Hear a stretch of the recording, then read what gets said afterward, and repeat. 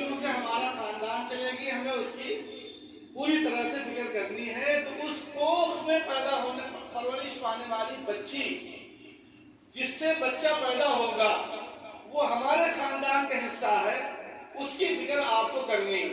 تو جیسی فکر آپ کریں گے ویسے ہی آپ کا خاندان چلے گا۔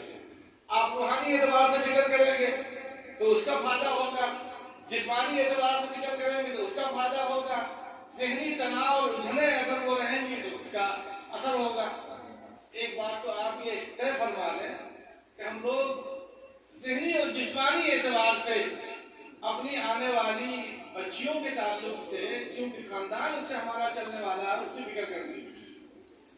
اور یہاں بہو کہتے ہیں اب اس سے پیدا ہونے والا بچہ بنیادی طور پہ جب دین کی موٹی موٹی چیزوں سے معلوم واقف ہو جائے گی